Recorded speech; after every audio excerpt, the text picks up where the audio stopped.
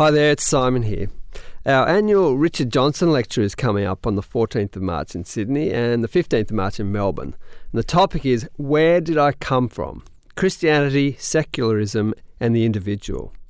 Really looking forward to this. Nick Spencer from Theos think tank in London will deliver the lecture.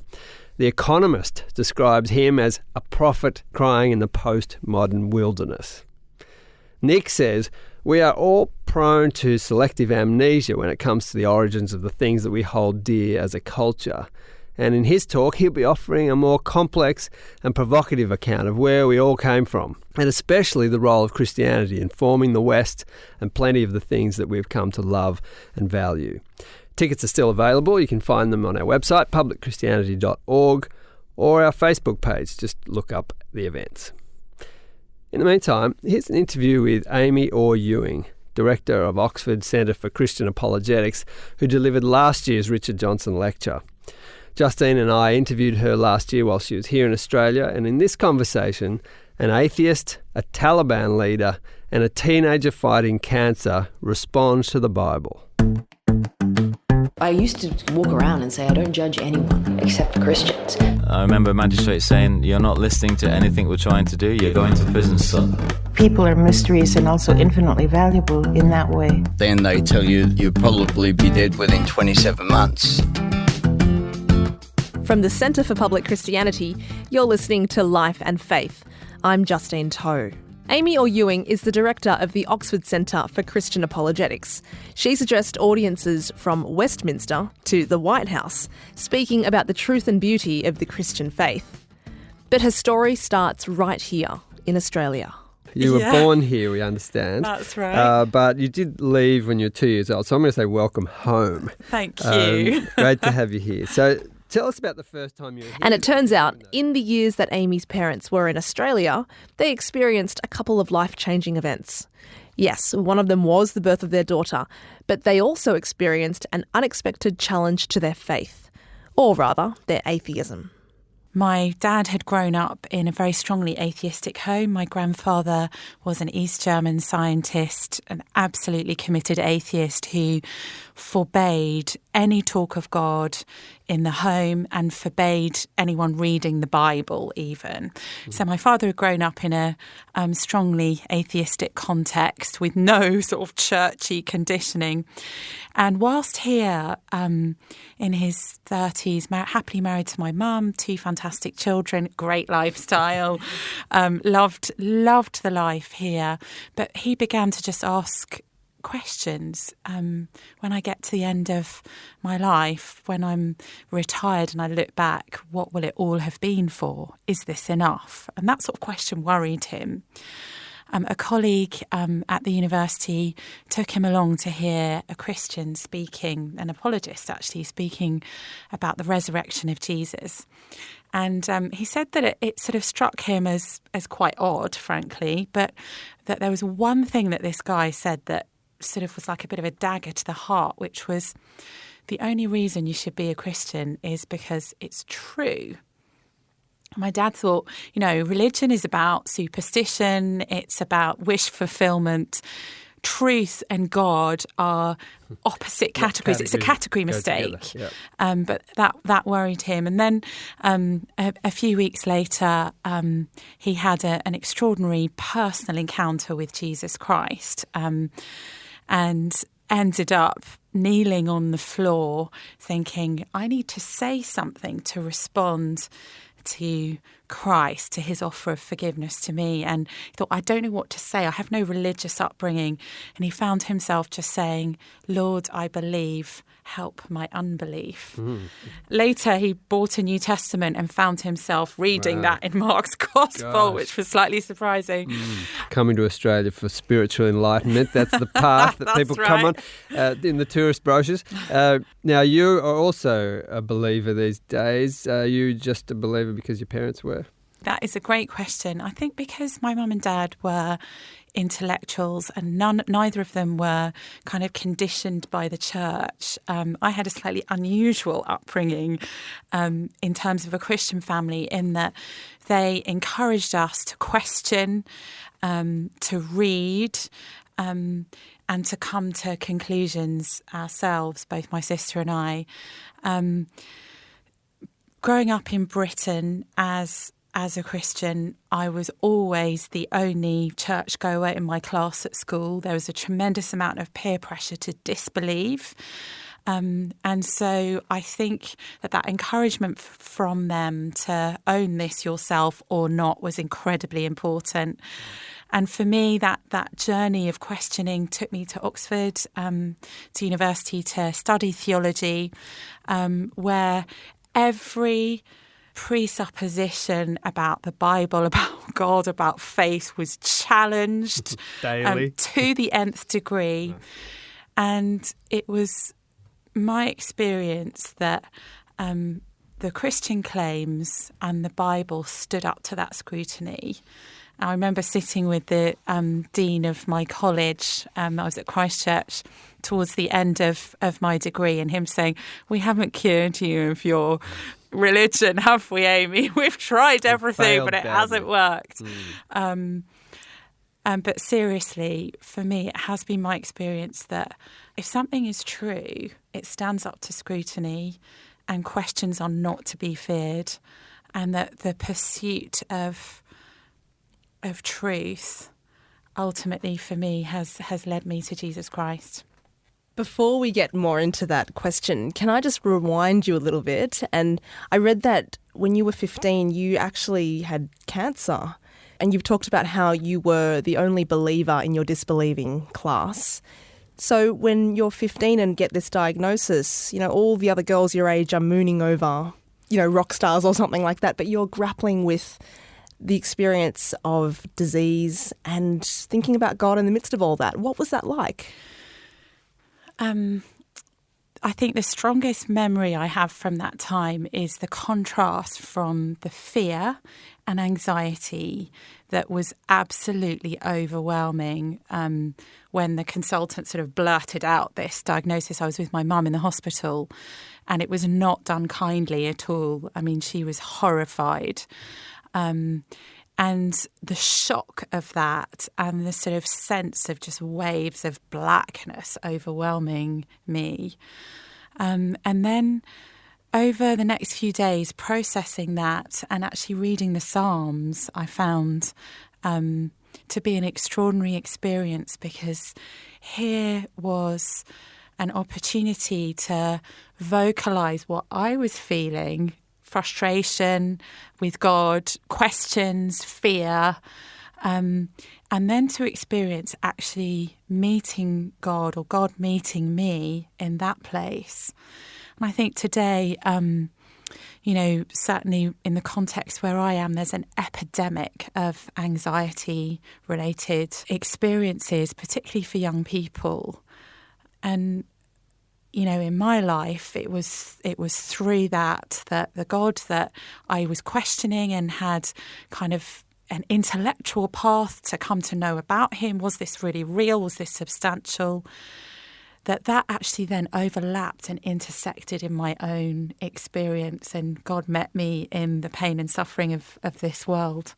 And so these days you must draw upon that union of that intellect but also that life experience in order to do your work as an apologist. Now, can you take us through that? Because it sounds like you go around apologising for things, but it's not quite like that, is it? No. It's a slightly unfortunate word, I think, apologist. It comes from the Greek word apologia, which really means to give a reasoned defence. It's what a defence lawyer would stand up and do when you're in court in order to persuade people of your case. So, apologetics is really about grappling with the intellectual dimensions of the deepest questions about whether God exists, about whether this is fair and just, the way the world is. Does the way the world is cohere with the Christian worldview? But it's not only intellectual, because we as human beings are more than just brains on legs. We think, and obviously that's really important, but life has other dimensions. How we feel, what we experience, the capacity, the possibility of relationship, that desire, that thirst for meaning and purpose and fulfilment. those different dimensions of human experience, Jesus speaks into all of them. And so for me, any apologetic, any reasonable defence of the Christian faith needs to engage at those different levels. Now, despite that clarification of the definition, there are nonetheless plenty of things that Christians ought to feel sorry for or be apologising for. What do you say to people who say, well, yeah, I'm okay with Jesus, but gee, Christians have been rubbish? I'm right there with you. My friend is a brilliant Christian writer in the UK called Dr. Elaine Storkey. She says the church recruits from the human race. There's no expectation in the Bible that there's a sort of moral bar that we have to have reached in order to own the name Christian. A Christian is simply someone who's recognised our own brokenness and sinfulness and a need for forgiveness. And therefore, it ought not to surprise us that a lot of the brokenness that is in the world is also in the church. And so I think as the church, we do have a lot of apologising to do for things that have been done in the name of Christ and in the name of the church that do not legitimately represent him. You're listening to Life and Faith from the Centre for Public Christianity. As an apologist, Amy often finds herself defending the Christian faith. She comes across all sorts of pat dismissals of faith. Science disproves God, all religions are the same. How can God be good if there is so much suffering in the world? But as soon as I asked her about the objections to faith that she must come across daily, she was quick to call me out on describing them as pat. She actually takes each objection seriously. She listens, she takes the time and care to engage with every question that comes her way. I would try and be careful not to ever minimise someone's objection to faith as something pat. I think that most of the articulations against God are actually pretty heartfelt. We live in a culture that's very apathetic about religious things. So when people do articulate, how could there be a God of love and this horrendous abuse has happened to me or my child or my friend? I think that's a real objection that is both intellectual and personal and that deserves the time for us to at least try and respond to. Another question that we find a lot in the West is that whole search for meaning and significance and purpose. Why am I here? And is this enough? Is the materialistic life that I'm living, is that all there is to life? Well, let's talk about one of those. Some people want to talk about the character of God, and they often draw the distinction between this God of the Old Testament, who in some people's minds appears sort of violent and angry and a fearful kind of presence, and then the New Testament where they say, oh, it's all lovely and kind and merciful. And what's the challenge? The challenge there, of course, is trying to match up those two. Now, of course, the people who wrote about that God of the Old Testament thought he was good. But how do you address that quite complex problem? I think that lots of people have this idea that in order to be loving, God couldn't also hold people accountable or judge evil. But actually, when we dig into that preconception, I think we discover that most of us don't really believe that. Let me give you an example. A few years ago, I lived in the inner city in London. My husband was a pastor there.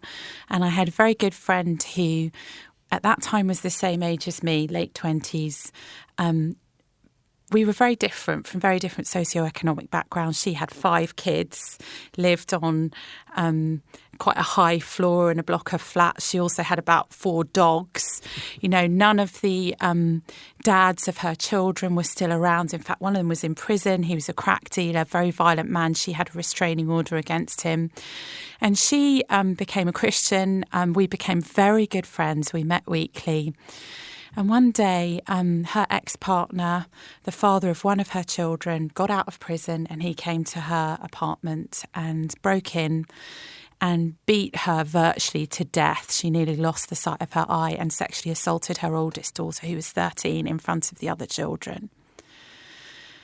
Left her for dead. And I'll never forget seeing her. When I saw her, it was just incredibly shocking. She was unrecognisable. Now, in that situation, what did I feel? What did love cause me to feel about the perpetrator of that violence? Love meant that I cried out for justice for her. See, love and justice go together. And when we read the Old Testament, we see a loving God who is also a God who judges evil. That's actually the same as the God we read about in the New Testament. Now, in the Old Testament, one of the means of his judgment within a very limited time period is war. Now, we can say, well, we don't like that idea, and we read it today through our sort of Western eyes and think that doesn't make sense to us. But I think if we understand it within a framework of a loving God who judges evil perpetrators on behalf of the victim, you know, it begins to make a bit more sense. Amy is not only a prolific speaker, she's a writer as well. One of her recent books is called Why Trust the Bible? Well, I think on multiple grounds the Bible is trustworthy. We've been talking about the real world of pain and evil and suffering, and the Bible describes the real world as we know it. It has the ring of truth. This is not a sort of religious, mythical bubble that we need to jump into that only makes sense internally if we just close our minds to the real world that we experience.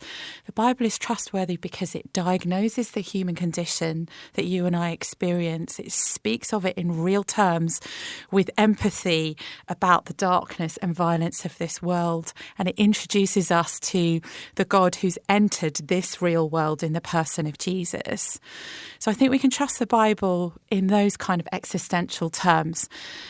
But secondly, historically, it is my experience through studying the manuscript tradition, through studying the historical process of the transmission of the Bible, that this stands up to rigorous scrutiny, that the source material for the Bible is vast, that where there are differences between manuscripts, those differences are not covered over in English or other language translations. There's an openness about the process of transmission, and I think that makes it trustworthy. It's also a book that you've seen has had an impact in some quite surprising places. I've read that you went to Afghanistan when you were 19. You have all these wonderful stories in your biography. And you presented the Bible to someone in that circumstance, didn't you? Yes, while I was a theology student at Oxford, I was also not just studying Christian theology, but studying Islamic thought as well. And a small team of us went to Afghanistan. We ended up going the weekend after the BBC had been in town doing their groundbreaking documentary on the Taliban, and we got the opportunity as theological students to interview the education minister, the religion minister, and the foreign minister, and the keeper of the Holy Quran, the religion minister. And in the process of that interview in their military headquarters, we also gave them Bibles saying, you know, we think this is the most precious gift one human being can give another. And, you know, they were all heavily armed. We did wonder what was going to happen next, let's put it like that. And you could cut the atmosphere with a knife. But the keeper of the Holy Quran, the religion minister, took hold of the Bible and looked at it, and he said, I know exactly what this book is. I've been praying to God for years that I could read this book. Thank you for bringing me this book. I'll read it every day. And that just struck me as amazing, that at the heart of one of the most violent regimes the world has known, there was someone who was wanting to read the Bible but had never had the opportunity. Yeah, that is very surprising. Now, Amy, while we might come to accept that the Bible is trustworthy in the way that you've described it, Is it relevant? I mean, what does the Bible have to say to a very complex modern society, or even my own life in that place? My experience is that the Bible has relevance today because it introduces us to the person of Jesus, who came in history, was God incarnate, made God making himself known to us in human form. And that truth connects with our reality, the reality of our brokenness, of our anxiety, of our pain, of our sin, of our shame, because in Jesus, God deals with the human condition by going to the cross and offering us forgiveness, offering us new life. You know, it's interesting to me that the primary image that Jesus used for what it means to come to know God is the image of birth. Now, as a mother of twins and another little boy, it strikes me as odd that a single 30-something-year-old ancient Near Eastern male would invoke the image of birth. You know, birth is overwhelmingly, excruciatingly painful. It's a visceral struggle for life over death. You know, there's blood, there's guts, there's gore in the process of birth. And Jesus says coming to know God is so real that the image I'm going to use to describe this is it's like being born. There was no life, and now there is undeniably this screaming baby. There's life. And how much more relevant could things get? God is saying that coming to know him is like being born all over again. This is ontological. This is real. This is visceral. It's undeniable when this has happened. From the Centre for Public Christianity, you've been listening to Life and Faith with Simon Smart and Justine Toe. And that was Amy Orr-Ewing, Director of the Oxford Centre for Christian Apologetics, who delivered the 2017 Richard Johnson Lecture. This year, Nick Spencer from Theos Think Tank in London will be giving the lecture on the 14th of March in Sydney and the 15th of March in Melbourne. The title? Where Did I Come From? Christianity, Secularism and the Individual. To get your tickets, visit our website, publicchristianity.org, or look up our Facebook event page. Next week... Back in the mid-90s, I was living in Scotland and teaching at the University of Aberdeen and was married with 3 children. And my wife left me and I was on my own with the kids for several years. And that, I think, drove down into the core of my being, had me asking questions that I didn't think I'd ever be asking. And the most basic one is, who am I then?